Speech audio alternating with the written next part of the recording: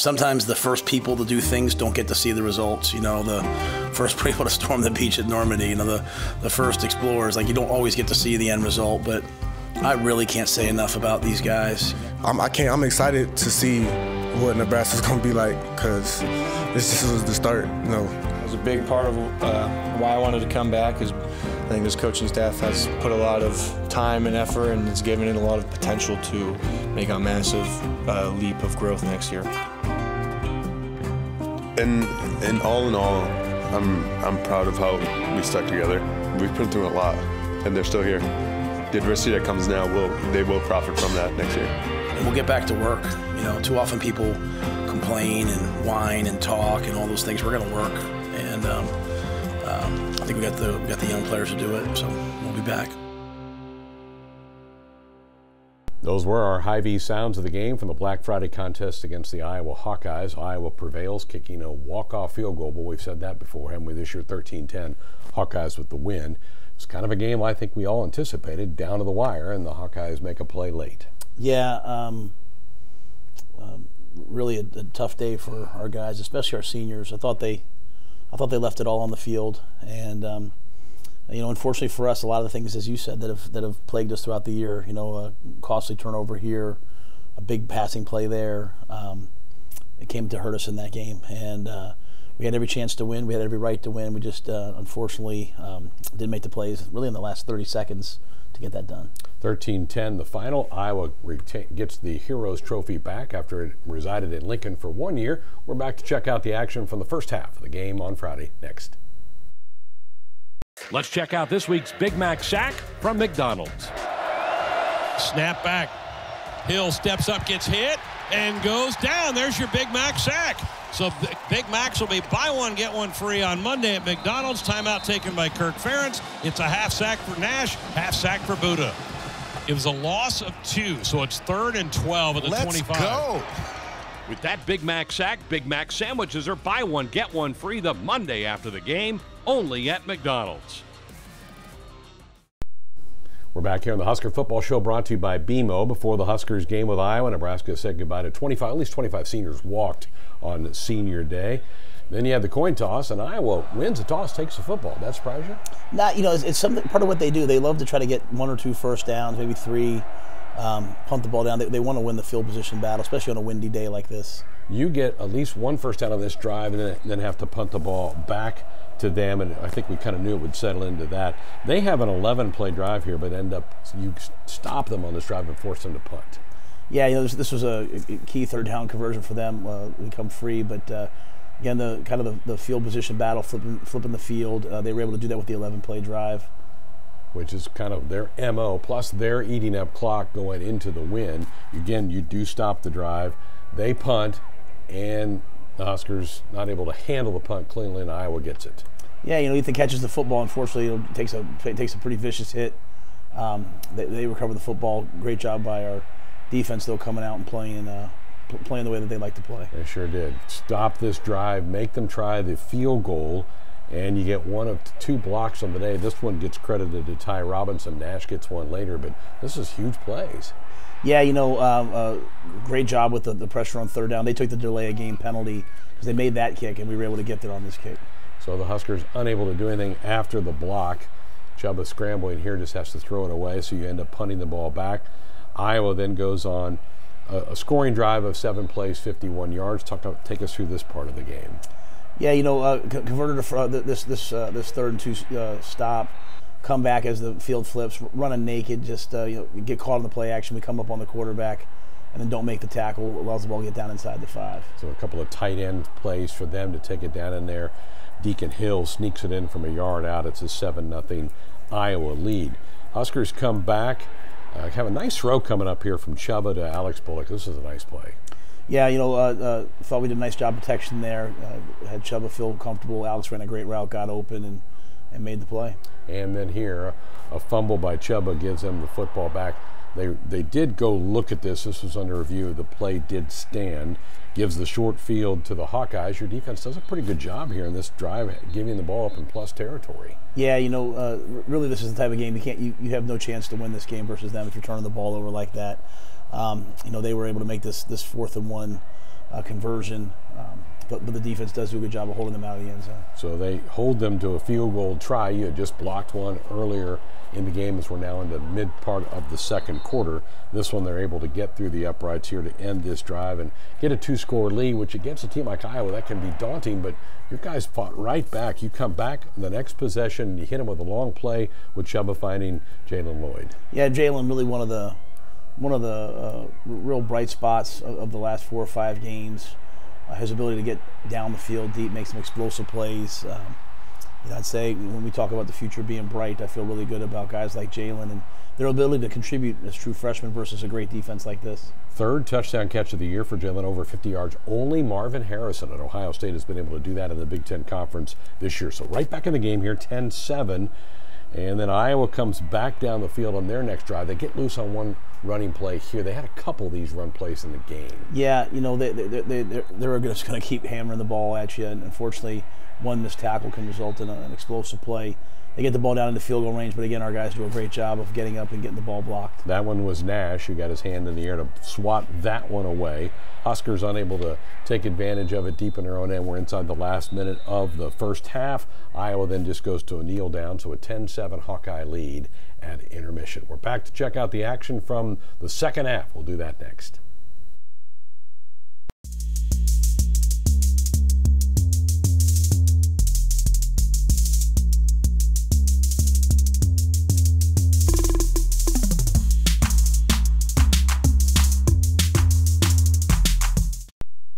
We're back on the Husker Football Show presented by BMO. So 10-7 Hawkeyes with a 3-point lead at the half. Huskers get the ball to start the second half, and this is your win quarter. You have the wind at your back for this third period. Yeah, Sharpe here gets the conversion with his feet.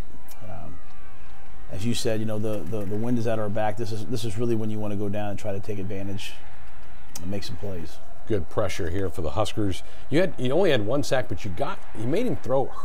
You hurried his throws up a few times in this game, I thought. Yeah, I thought we had good pressure. They don't really want to live in a drop-back world. A lot of 3-step, a lot of naked, so you're not going to get a ton of sacks, but the guys up front played really well. This is a good little drive here. You got some mix. Fleeks gets involved, and this one, nice little throw there from Sharpe. You're pushing the ball down the field here in the second drive of the third quarter. Yeah, one of the third down matchups we thought would be good for us was Fleeks versus their linebackers. Does a great job there making a big play. And there's Jalen, couldn't quite hang on to that, got knocked away. But Tristan ties the game up, 44-yard field goal. Again, the wind is back on this one, so it's a 10-10 game, and you have to feel pretty good about this. Here's a tackle made by Gifford and Reimer. They legend tackles, Gifford with 11, Reimer with 10. Reimer ends his career coach number 3 on the all-time list. That's a pretty good honor for him. Yeah, it sure is. Coming from a walk-on, non-scholarship football player to really one of the best players in the conference. Really proud of him and what he's done. Your defense in this quarter, only 19 yards for Iowa, no first downs. You were dominant on defense in this third quarter. Yeah, I thought they settled in, really handled the naked game well, didn't give them any big explosive plays, and won the third down battle. Here we are late in the third quarter, so just a few minutes left. Good run by Sharpe to get the ball to near midfield.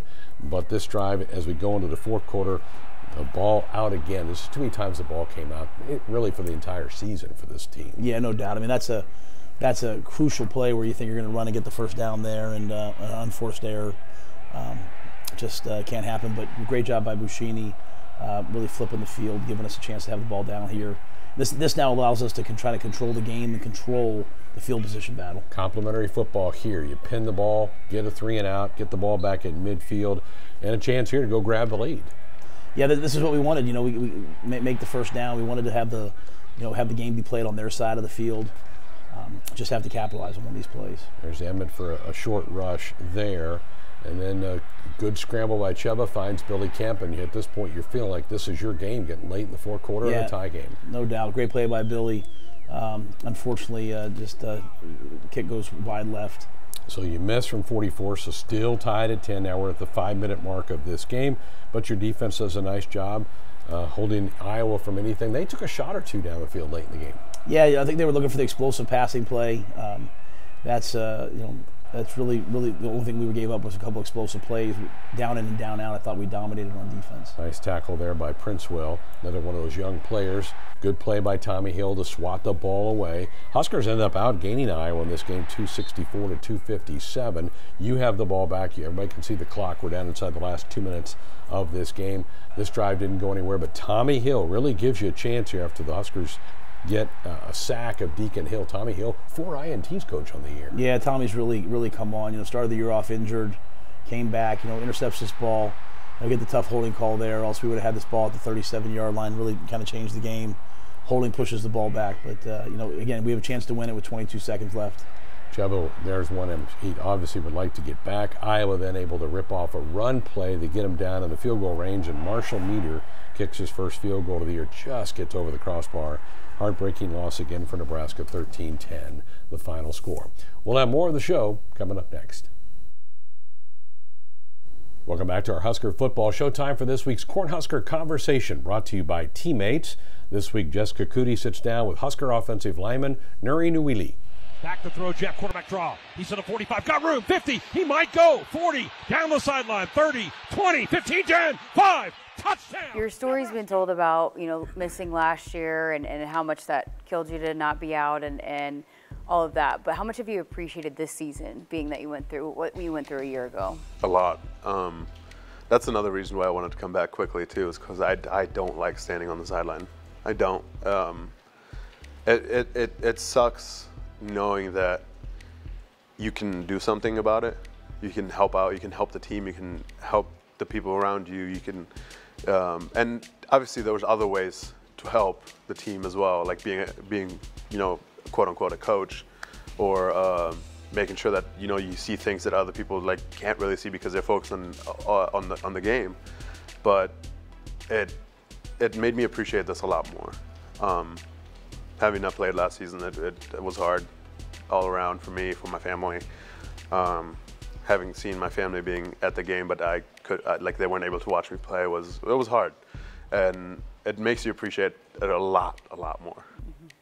So going into senior day, going to be an extra special day for your family. Your jersey's going to look a little bit different on Saturday. Tell us about that. I'm going to be wearing my stepdad's last name for senior day. He has no clue. Number 63, Nuri Rhule. I told my mom, you know, just so she knows, so she has a little pre-excitement, if that makes sense. But you know, he's been my dad since I was 10, and we've had our rough times for sure. You know, you're always like that rebellious kid that doesn't want to listen, you know. But through good and bad, he's been there, and he's made sure that I was okay. And even when we were having our fights, he was at least there. He was present. He was there to make sure that I was okay. And I didn't have that. So I've never had really the chance to prove it to him that he really means a lot to me. And I never really knew how to as well. But this was kind of a way that I know that he would appreciate.